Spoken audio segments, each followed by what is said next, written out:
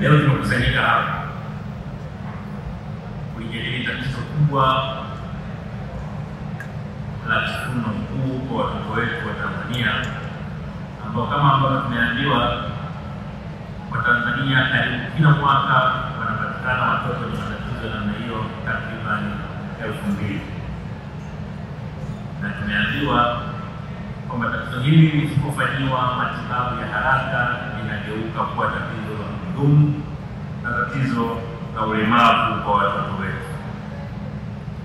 Nichukue nafasi hii kwanza kipekee kuwashukuru sana CCBRT ambao kwa miaka mingi sasa walikuwa wakichukua jukumu la kuhudumia watoto wa aina hii, japo uwezo wao si mkubwa, lakini wamekuwa wakijitahidi wanavyoweza kupambana na tatizo hili. Lakini pia kwa namna ya pekee niwashukuru sana JSM Foundation, lakini pia niwashukuru klabu ya Yanga ambao baada ya kuona jitihada hizi za CCBRT wameamua kuungana nao katika kuhakikisha watoto wetu wa Tanzania wenye matatizo ya kifundo mkuu wanapata matibabu na wanapata nafasi ya kufurahi na watoto wenzao na kuishi katika jamii wakiweza kutekeleza majukumu yao bila kuwa na shida yoyote ya msingi. Katika vitabu vyetu vya dini ambavyo nitagusia maeneo vinavyozungumzia, kwanza ninasema kwenye Qur'ani tukufu Surat Al-Kahf sura ya 2 mstari wa 207 inasema, enyi mlioamini, toeni katika vile vizuri mlivyovichuma na katika vile tulivyokutoleeni kutoka ardhini, wala msikusudie kutoa vile vilivyo vibaya ili mtolee, hali ninyi wenyewe hamvichukui ila kwa kufumba macho.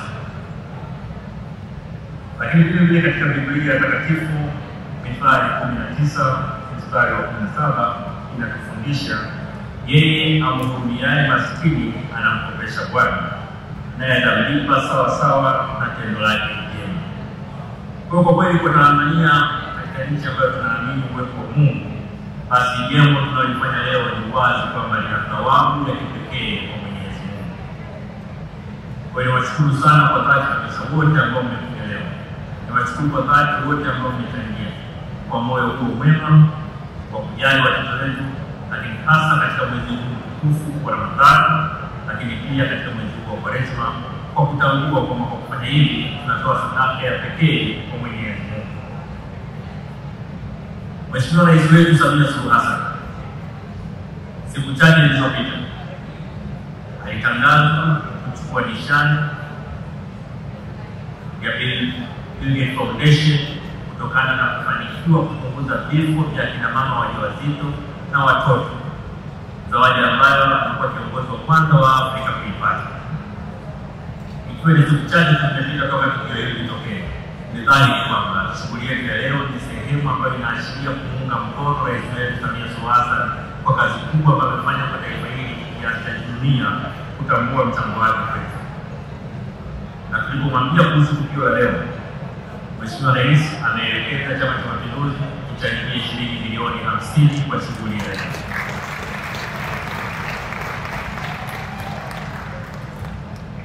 Napenda kurudi tena hapa kuwatangazia kwamba zoezi letu la leo chini ya mgeni wetu rasmi Dr. Emmanuel Nchimbi kama mgeni wetu rasmi katika shughuli yetu ya leo, ningependa kuwatangazia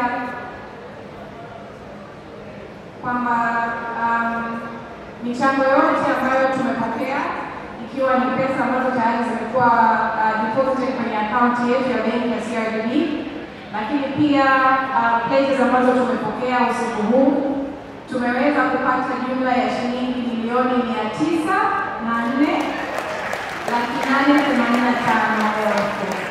Lengo letu lilikuwa ni kukusanya milioni 588, almost milioni 600, lakini tumezidi takriban milioni 300. Asanteni sana. Najua wengi mtakuwa mnajiuliza sasa hizi zilizoongezeka zinafanywaje? Mahitaji ni mengi sana kama vile niliwaambia pale CCBRT. Kwa hiyo na kwa sababu tuna memorandum of understanding, tuna makubaliano ya ushirikiano ambao tumetia sahihi, nadhani tutakubaliana sisi kama taasisi mbili chini ya uongozi wetu katika hizi taasisi zote mbili kuona ni namna gani fedha ambazo zimezidi zinaweza zikakidhi ama zikatumika